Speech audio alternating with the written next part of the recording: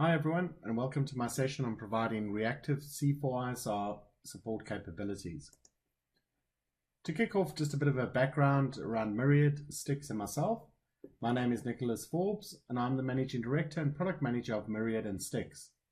I've been involved in defense projects for about the past 10 years, mostly involved in solving the information management and information dissemination challenges in deployed, denied, and intermittent environments. Myriad Technologies is a small Brisbane-based company focused on providing solutions in exchanging information in DDIL environments and across security domains. We're a gold partner of Microsoft and work closely with them in the cloud space in not just public cloud, but also private cloud, and providing cloud capability out to the tactical edge.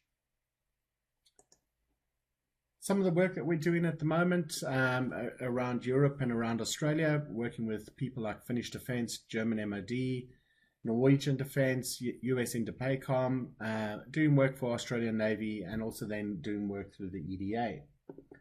In terms of Stixx, Stixx is essentially our product that we have created as a company and that we feel solves a number of the information management challenges that the military face around the world. As a product, it is a C4ISR support platform that allows for the easy ingestion and dissemination of information all the way from fixed environments out to the tactical edge. Looking at the bottom here, what you see on the using layer is the technology stack that we use within the platform. So we've got things like collaboration services using SharePoint, a big data engine using MediaFlux, Power BI to provide us analytics and reporting, Stargate to provide us cross-domain, Nintex for forms and process automation, and then Iora a replicator for data federation. From that technology layer, essentially what we're trying to provide out to military is the capability around data management, decision support, operational capability, interoperability both between services and countries, and then analytics. But primarily what we're trying to provide is a capability to do things like force planning and design, mission planning, mission execution, ships operations, personnel management, lessons management, etc. So to start off with, let's set the scene and have a look at the current landscape of what we are dealing with in military. For me, there's four main themes in this landscape that I've chosen to highlight, namely a bespoke approach, legacy environments, disparate environments, and the age-old quandary of fixed environments versus deployed environments. When looking at how C4ISR systems have been implemented, historically a very bespoke approach has been taken. Integration and the broader challenges of data management have not been considered. This means the implementations focus very specifically on an individual service needs. This has led towards a lot of custom development and through necessity, a build approach versus a buy approach. This manner of addressing capability need has worked up to now, but has essentially created a load of technical debt that has had to be carried along with this approach. The current pace of change in technology today means that this debt drags military further and further behind in trying to provide a modern C4ISR capability out in the field.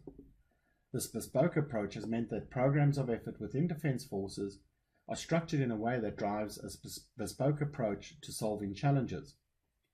These programs are massive multi-year programs and tend to be like oil tankers at sea. They don't change direction very quickly and easily.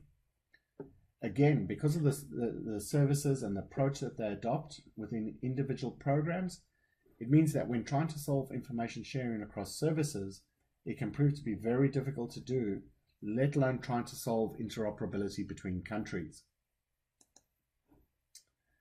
The second theme in the current landscape is legacy environments. When capability is implemented within defense, it is usually with long lifespans, for example, new ships, new vehicles, etc. That means that the environment we need to work in is one that will be around for a number of years to come and will not go away overnight. There is no magical wand that we can wave that gets rid of the legacy systems and replaces them with new modern capability. This is a fact that we just have to deal with. Now, with these legacy environments comes a set of processes that are fairly embedded and thus not open to change, especially rapid change. Too often the word agile means following the same waterfall and sequential processes, but just doing it more often. Along with the legacy systems comes the huge financial cost of sustaining those systems. Too often this means that innovation has been stifled due to a massive focus on sustainment as well as a far smaller pool of money being available to drive innovation in defense forces. To quote Senator John McCain, the American military has become larger but less capable, more complex but less innovative. Now that quote and statement has been directed at the US Armed Forces, but too often we can apply that exact same sentence to military forces across the Western world. And when we talk about disparate environments, the difference between services becomes very apparent: Army versus Navy versus Air Force. Each service adopts their own approach to solving the challenges through their own individual program. And too often there has been little organizational oversight across these programs. When you talk across countries, besides organizations like NATO, there's not that much true sort of interaction that happens between programs across countries. And then there's the fixed versus deployed debate. Very few enterprise architects come out of the deployed environment. Hence, when the solutions are designed, too often the same principle of design that are used in fixed are used within deployed without a true understanding of the circumstances and environments that are in deployed. Simple things like a truck reversing and knocking over a satellite dish, or the power being cut to environments with little or no warning. Things like skill levels out in the field to manage and maintain complex technology systems. As an approach, we find that if we design for deployed, it will work within fixed. However, too often the approach is the other way around, and the road is littered with failed projects that, with the best of intent, just do not work in deployed. Taking into account the current landscape, the picture that emerges is very much the one on the left. A very sequential, time-consuming process that does not adapt to change and cater for the realities of life on the ground in deployed. Instead, what we need is to move to a far more agile and iterative approach that allows centralized control and governance but caters for local need in deployed environments. This approach encompasses the concept of continual learning and feedback and constant change based on the circumstances at the time and the need that emerges from the field. So if we look ahead, it's not all doom and gloom, and the problems and challenges are most definitely solvable. It is almost like that there is a confluence of need, technologies, and of willingness that has come together to provide an answer on how we approach the challenge. We know that around the world there's recognition of the problem space, and as cliched as it sounds, recognizing the issue and the problem is half the battle won. We also know that technologies and emerging technologies are at a point that allows us to create a solution if we just approach the problem differently.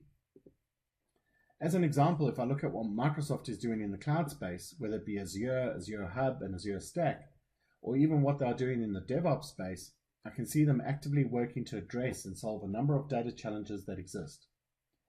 We're also seeing more and more programs working across the services compared to focusing on a single service. And we're also seeing countries around the world adopting a standards approach to interoperability. So what does the end state look like that we're trying to achieve?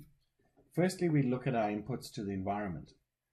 These are things like manuals, data feeds from systems like ERP, force planning systems, force design systems, things like data and data models, training assets, manuals, all of those sort of things. So that's that source data on the left-hand side. That source data needs to be able to fed into the network and the environment and be able to be fed all the way from the fixed environment on the left out to the tactical edge on the right. Secondly, we have a series of inputs on the tactical edge.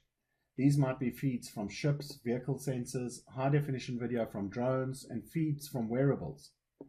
All this data needs to be ingested, needs to be standardized, and finally needs to be distributed. When information is standard and distributed, we can then start to bring highly targeted automation into play. Finally, we need to display this information through things like dashboards, be able to process it through analytics, all of that sort of thing. Think of it this way. On a vehicle, we have a number of sensors monitoring the vehicle, things like monitoring the temperature. When we ingest this data, we can standardize it, and then we can start to analyze it for things like failure rates and start to be able to predict failures. We can also take that data and start to associate other data with it. So when a possible failure is detected, engineers get notified via their dashboards, through alerts, through notifications, that there's an impending part failure, and then at the same time they'd be able to be given access to things like maintenance records for that particular part, as well as the schematics, and things like the maintenance manuals for the part. Once you have achieved data standardization and easy distribution, you can then start to address interoperability between countries. If you can take a set of data which adheres to the standards of one country, then transform it in flight to another standard of another country, then you can now start to easily exchange that information. At the same time, you apply security constructs and privacy constructs to protect information as it flows across services, as it flows across boundaries like countries. So how do we go about achieving this end state? The first thing that we believe you need to do is have a really good understanding of the standards that are being used around the world. Things like Stagnag standards out of NATO, things like CZML, OASIS, KML. Then you've got things like all your standards that are focused on security, standards that are very country specific, and then internal standards within organizations. Once you have that deep understanding of the standards, what you can then start to create is this thing called a schema. And for us, a schema is essentially the physical definition of the standards aligned with the technologies being used. Within that definition, you can start to define things like your data structures, what tables, what fields, what collaboration environments that you need. You start to define and incorporate things like physical data itself, documents, supporting materials. You define things like your AI and ML models in the schema. You define your analytics, your reports, your workflow, and as well all your security constructs. So essentially what you've done now is you've taken a set of standards and concepts and then incorporated it into a physical thing called a schema. We've also seen major players around the world start to adopt this approach. People like Microsoft, who through their implementation of Azure blueprints allow you to stand up environments within cloud based on standards. And as more and more industry players start to adapt this approach, you can then start to incorporate their implementations in your schemas. But a schema on its own doesn't do much, and it doesn't add much value. What you need to then be able to do is something with that schema. So the next step is then having an implementation engine. So this is essentially the code and the tools that you use that will go and read that schema and do something with it. And the thing that it's doing is, one, standing up and provisioning your platform that you're going to use, and secondly, stand up and provision and configure all the applications that you're going to use. The key thing around this is that it can't just do provisioning. You need to be able to do provisioning and management. If you can manage your changes to an environment over its lifetime, you then essentially have the keys to the kingdom. So if you can change your schemas on the fly and then apply those schemas to already running and configured platforms, applications, and data stores, then you're hence able to change to circumstances in a very quick and efficient manner. So once you've got your schema and you've got your engine, what you can now start to do is start to expand that out. So as an example, you might have a standard schema for mission planning, and it stands up a mission planning environment to do mission planning at a headquarters. You can then start to create schemas that are sensor focused to be able to ingest and deal with sensor data. You can create these schemas to do coalition missions with people like the US, people like NATO. You can create individual schemas for each class of vessel within the Australian Navy. And you can create schemas for things like being able to do mission execution. Key to all of this is having this network of nodes and this concept of being able to, have these nodes talking to each other and the schema is able to flow between the nodes. So as an example on the left here, you might have an army command. It's in a fixed environment. Typically, this is where you create and manage your schemas. So you have a set of schemas that you create here at a fixed environment. You then take those schemas and push them out across your network and as they hit each of the nodes within your network, those schemas then are applied to that individual node. Because your schemas are incredibly lightweight, it's very efficient to push them across the network with the engines on each of the nodes doing the updates to your applications, to your platform, to your data stores, etc. So what I'd like to do now is just provide you with a bit of a demonstration of schemas and the physical sort of implementation of this concept of schemas. So what I've done is I've logged on to our product Stixx, and what you can see is what we call the activity portal. And essentially we have this on the right hand side, a series of tiles that says new activities. So I'm going to choose Army Exercise as an example. When I choose Army Exercise, what it's going to be doing is reading one of the schemas that we have to go and instantiate an area for you to go collaborate around a particular exercise. So I'm saying what nodes we're going to run that on. I might give it a bit of a activity in a series. I can put some keywords against it, etc. Then I click on Save. So what it's busy doing at the moment is the engine that I spoke about is now going off and reading the schema for Army Exercise, and is instantiating that within a particular series of nodes. So you can see it's busy processing it over there. While that's busy happening, I will take you across and show you what a schema might look like. So you can see here we've got an Army Exercise schema, and what we're defining is a bunch of structures within there. So we've got things like permissions, security groups, we've got fields, we've got lists, we've got libraries, and then we've got data that we populated in. So here you can see within the schema is a series of data that gets populated in terms of document types. So everything that is used to create that collaboration environment to collaborate around an Army exercise is contained within that schema. And we can see here it's finished processing that, and if I click into it, it's gone and created this set of series of structures and applications, things like dashboards, under the covers, the security construct, but all the things that are needed. So if I go into something like OpsLog, what you can see here is it's created an environment where I can go create a new OpsLog entry, and you can see it's created all the fields, things like function, things like ORBAT, things like series, activity, DTG, etc. for me. So essentially that schema has created all my data structures. Now I happen to have instantiated those data structures within SharePoint. However, that can be across a SQL database. They might exist in something like MediaFlux. So MediaFlux is our large data engine. And over here, what I can see is if I go into MediaFlux's way of structuring data, I can see some data structures that have been created. So there's some data structures around a person, a data structure around leave records, a data structure around employment records. So besides creating those data structures, it's also then gone and created within here the ability to have those records contained within MediaFlux. So here we can see some details around Alan Waxman. You can see he's a colonel, chief of staff based in Sydney.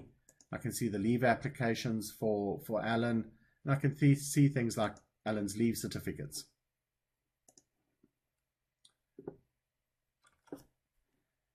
The other thing that I spoke about is the ability to be able to change data or incorporate data in one particular standard and then project it out and standardize it so you can project it out in different manners.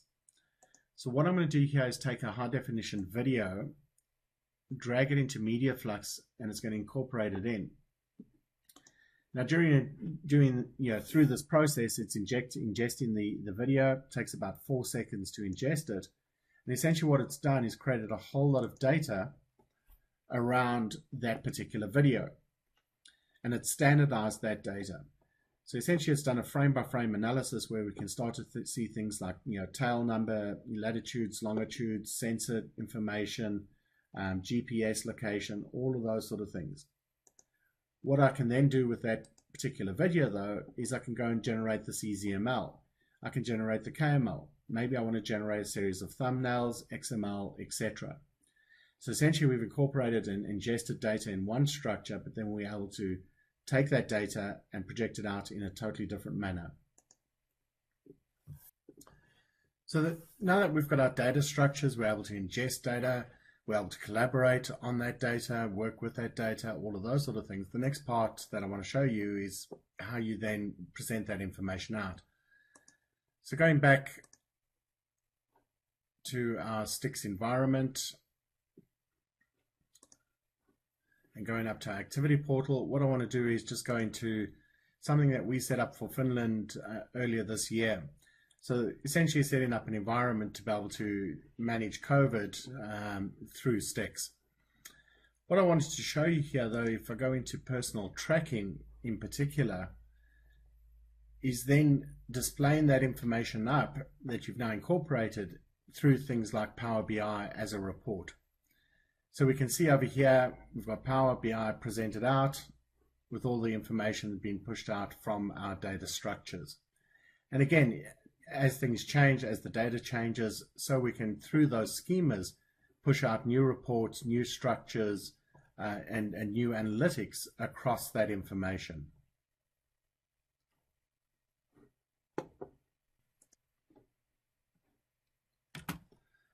So in summary, what we've focused on and the idea behind solving all of these disparate data structures for us has been around focusing on the standards, having this concept of a schema and this implementation engine that can then rapidly change the structures and the data out in the deployed environment or across your entire network, and then be able to do things like provide analytics, provide reporting, provide AI across that standardized data. The key being that manage part, because it's not just sufficient to be able to provision these environments. We very much need to be able to manage them and change them as required. If new sensors are deployed out in the field, you need to be able to ingest that sensor data without waiting a year, 2 years till all the kit comes back and then you roll out a series of new kit out into the field. A lot of the compute and store out in the deployed environment and the fixed environment tends to stay the same. It's the data and the structure of the data, how it feeds into that compute and store and into those applications, that changes and changes fairly quickly. So this is where we feel through this approach of standard schemas implementation engine, you can then start to really achieve an agile environment for managing and standardizing data. So thank you very much for your time today. Appreciate it. And if you want to contact me, please send me an email, nicholas.forbes@mariatech.com.au.